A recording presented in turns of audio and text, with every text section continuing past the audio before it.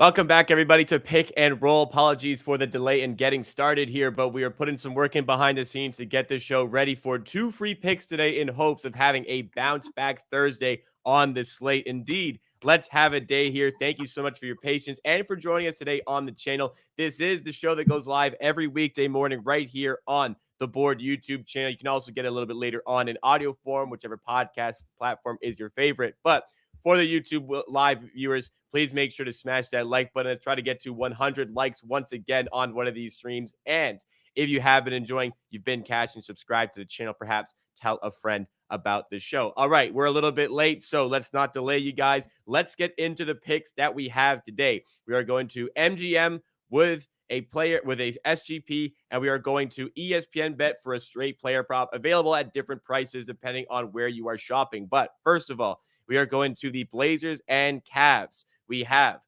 minus 105 odds at BetMGM for Shaedon Sharpe under 3.5 assists.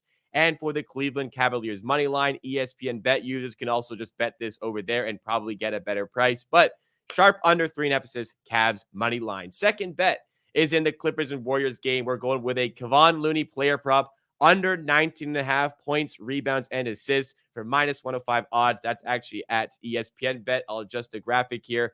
But at ESPN bet, it's minus 105. At Caesars now, it's minus 131. At Bet Rivers, it's minus 120. At Betway, it's minus 125. We like this up to minus 130. So DraftKings has that price. If you have the ability to play at Betway or at Bet Rivers, do that. If you have ESPN bet, even better.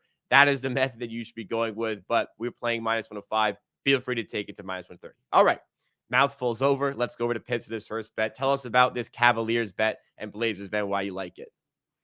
So Cavaliers finally playing better now that everyone is healthy. As expected, they are a great team. They struggled so far a bit in a season with so many injuries, but now they finally got thing rolling. Everyone's healthy. Mitchell there, Allen there, Garland finally up to the level. So when they are healthy, they are a great team. And with addition of Strus and Young, their shooting problems a bit better bit their shooting looks way better this season. And yeah, I mean, their defense with Allen and Mobley will be great, no matter the problems on the perimeter. So I think this should be an easy win for the Cavs at home. They are coming into this game after blowing out Hawks, who are a much better team than the Portland. And Portland is one of the worst teams. So yeah, I think this one is straightforward. The second part of this bet is Shaedon Sharpe under 3.5 assists. So he is under this line in 11 out of 17 games. So he covered this in only 6 games so far this season. And there was games where there were Scoot Henderson was out, Brogdon was out, everyone was out on the team, and Sharp was playing 40 plus minutes. That's not a thing anymore. So Sharp is now playing like 34 to 35, and this could also be a blowout. So also the things about when in the 6 games that he went over, there was some of these games were without Scoot Henderson and Brogdon, who now have the creation on them, and Sharp in those games was the only guard on the team almost. So now it's Brogdon and Scoot will handle the ball and create. Also, the games he went over were the games against Utah Jazz twice, allowing the most assists to opposing guards, and also against the Pacers, huge scoring games. And yeah, so he went over in like the best possible matchups with with injuries out of the way, with Cavs being healthy. There'll probably still be like top 5 defense when they get everyone back. So on the over the last since Jared Allen is back, their defense improved way. They are way better now. And over the last, I think, 9 games, they allowed the 8th least points and 7th least assists to opposing players. So yeah, not an easy matchup, but stats a bit overvalued with Scoot Henderson and Brogdon missing games. Difficult matchup, and possible blowout is always a great spot for the under. All right, great stuff on the first bet. On the second bet, it is a Kevon Looney under on PRA. It's a great opportunity for me to tell you guys once again about BetStamp. It is the odds comparison tool that makes you a more profitable and sharper sports bettor in mere seconds. The easiest way to improve as a sports bettor is to shop across multiple sports books and find the best price. This Kevon Looney play was moving around right before we went live, but we still managed to use this odds comparison tool to find the best price available. Now they're working at BetStem and getting ESPN bet listed, but simply looking at the Kevon Looney PRA screen, we see that FanDuel and Bet365 has this at 18.5, and we see places like MGM has this 19.5 at minus 145.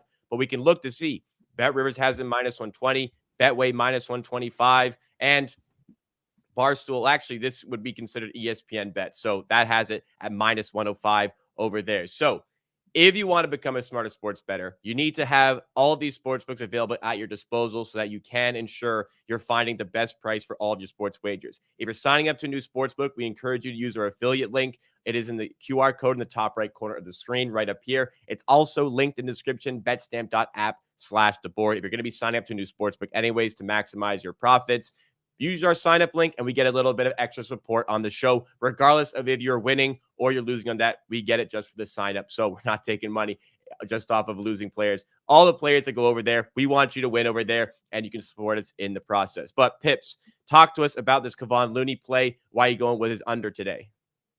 So he's under in 13 out of 80 games so far this season. So yeah, doesn't look great for him. Even when you look at basic stats, and now that we look that Draymond Green is back in the games with Draymond Green, he's under in 9 out of 10 games so far this season. So his average PRAs goes from 17.6 to drop to the 15.1 average with Draymond Green playing. And also Clippers are a tough matchup.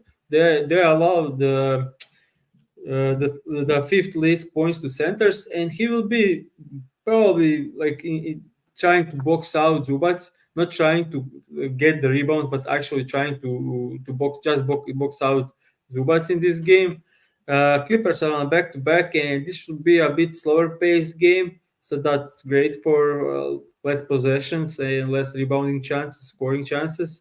They also switch on defense and play some drop coverage with Zubac, so there won't be easy opportunities for Looney to score because he can score in his isolation post up. He's not that kind of player. He's only scoring like wide open layups, dunks, and when the defense commits some miscommunications, and also on offensive rebounds. And Zubac is a big guy and should be able to box him out of this. So yeah, and also expect probably I think um, for the Clippers to go small, and then there's no need for Looney to be on the court. I expect him to play less than like 25 minutes, and in those minutes he is covering this line in like maybe 15% of the games.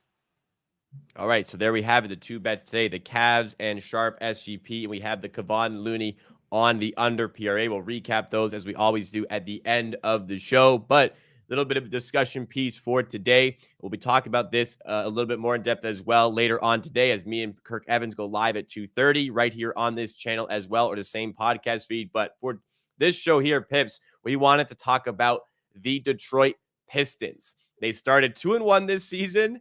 They're now 2-16, 15 losses in a row.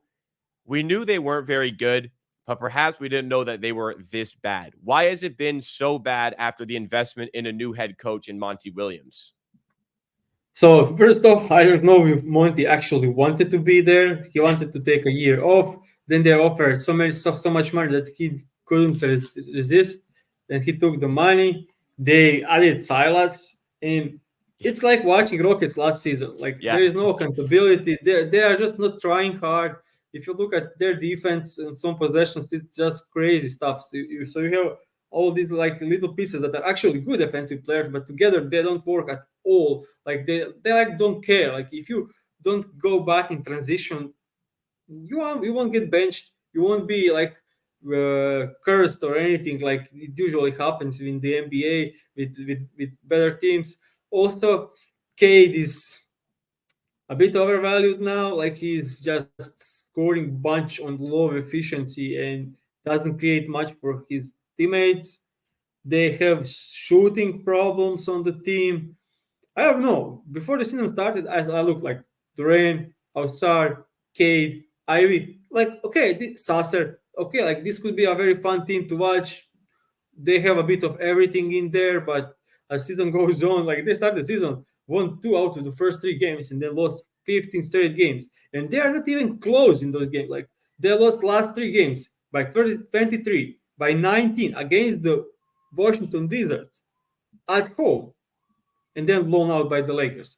Like it's crazy. Like the way they lose, like it's like third quarter down 30, and doesn't look great at all. Like this team just no accountability whatsoever between the players, and I just it's funny because I was surviving 3 years of silence, and I see exact same thing with those Pistons now. Yeah, it's tough for them to really dig themselves out of the mess at this point. They've invested a lot into Cade. I am also beginning to question whether or not that it can be your lead guy going forward. I don't know how much of the Cade issues, because he's been very inefficient. He's not doing well at getting his teammates involved, making his teammates better. How much of that do you think is on Cade compared to the coaching style in Detroit? It's much about the Cade. So far, if I take a look at the last 10 games for Cade, didn't shoot above 45% in any of like 10 straight games shooting below 45% from the field, and then adds 5 turnovers a game. And he's not getting to the line that much. He's not shooting that many threes, so very inefficient, prone to turnovers, not great in defense, making mistakes, making stupid fouls. Like so far, not looking like that guy. And yeah, But could the coaches work on this? Like, is it like it's shot selection? You're putting it down. Could the coaches not drill into him? Stop taking these bad shots. Focus on threes. Maybe focus on also some 3 pointers where he's not off the dribble. Focus on getting to the rim a bit more. Or do you think that just K doesn't really have that in his bag to do? if you take a look at Monty Williams' team over the years, like they always lacked 3 point shooting. Like Booker was taking three to It's four true. threes a game. Now he's taking 6 or 7. So it could be a coaching stuff, coaching thing. So yeah, I mean Chris Paul and Booker. I mean they are the way they are, but it seems like with the change, Booker started shooting way more threes now. Yeah, it's Stefan true. Silas, I don't know what to say about Silas, and nothing positive there. Like with things going out with Houston Rockets lately, it turns out he was even a bigger problem than everyone thought. Like so, going too easy on these young players, no accountability on putting on anyone. Kate is not even that young anymore. Like this is his 3rd year. Like It's true. he should be doing stuff, and yeah, There he's should be this progress. In year 3, there yeah. should be progress. There should be like at least the signs. Like for Jalen Green, there's signs it's starting to get better, right? Yeah, I think benching Stewart also he looked disinterested in most of the games, doing some poor mistakes. There is no way you need to play Whiteman and Bagley like shut them down. They are not good NBA players, and in every minute they are on the court, you are going to lose heavily. And yeah, like play Ivy. Ivy was great last season. Ivy, a post style last season looked way better than Cade is looking now. Like Ivy was great, Yeah. and you have a great guy in Alistair Thompson, a great guy in Durant. So like, try to work something out. Like if guys are not trying, bench them. You're gonna lose anyway. So why not just play the young guys that are trying to their best? It's a good point. Uh, some of the trades you mentioned Wiseman. Some of the trades have been pretty shady from this team as well. Not shady, but very poor trades. They don't assess talent very well from a management level. That has been apparent in the draft with some draft mishaps. It's been apparent with the trades they've made. Wow, this is a bottomless pit, it seems, for the Pistons, who, by the way, have the 7th highest paid coach in all of North American sports. The only other NBA coach in the top 20 is Mike Malone, coming off of a championship with the Denver Nuggets. But Monty Williams is at 7th on that list, only behind NFL coaches. Actually, I lied. Popovich is ahead of him, but Popovich is Popovich. But Yeah. Monty Williams that high up, getting paid that much to not coach this team effectively is quite a shock to see for this team. So we'll talk a little bit later on, myself and Kirk Evans, about what the Pistons maybe have to do to get themselves out of this mess. But the reason they're in this mess, well, the guy they've invested in pretty heavily in Cade Cunningham is not really showcased to be the lead sort of guy that this team perhaps needs. So that's all we have for today on the show. Thank you so much for tuning in. Actually, I forgot one thing we have to do. We have to do the recap. I'm not dodging it. It was unfortunately a losing day on the show, an 0-2 day.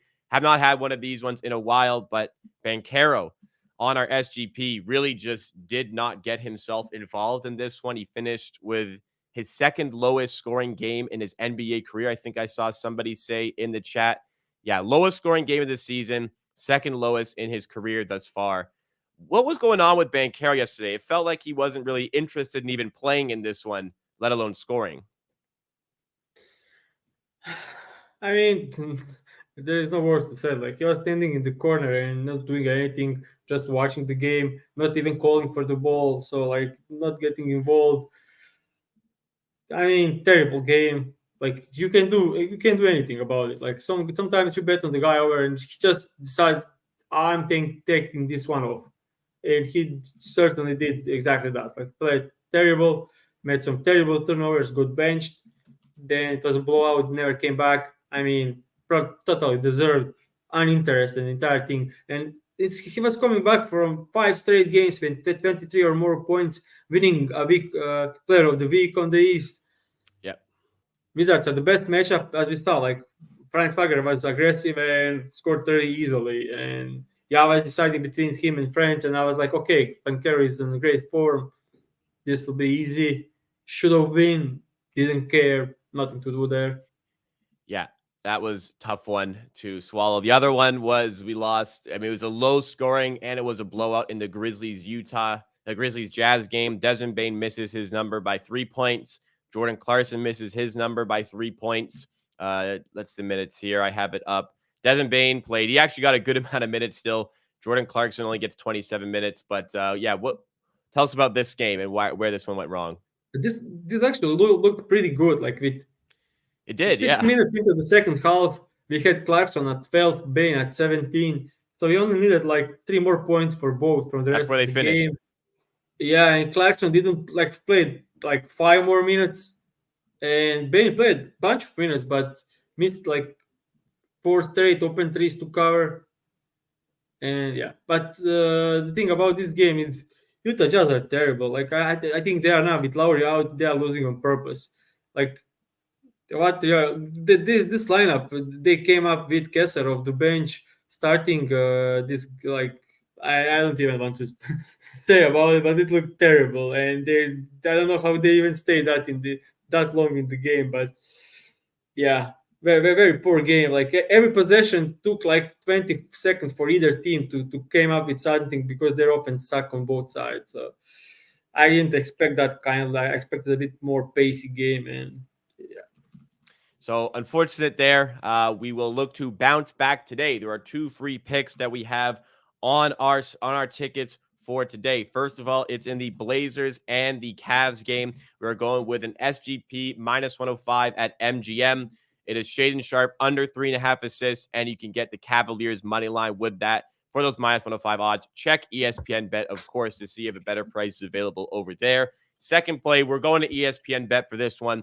Kevon Looney under 19.5 points, rebounds, and assists, minus 105 at ESPN Bet. Play this up to minus 130. Pre-show, we were talking about this one at minus 123, and we liked it. Minus 130 at DraftKings is fine. Minus 125 at Betway is fine. Minus 120 at Bet Rivers is also fine. So shop around, see what's available in the area. Use an odds comparison tool like BetStamp, as I mentioned, to make your life a whole lot easier. All right, let's have a bounce back day. Thank you so much for the support today. Let's try to get 100 likes once again on today's stream. Hopefully that gives us some extra luck and try to cash this one in for the show. And we will see you guys very soon. I'm back later today with Kirk Evans. We're talking about the Timberwolves. We're talking about the Magic. We're talking about the Pistons and some betting.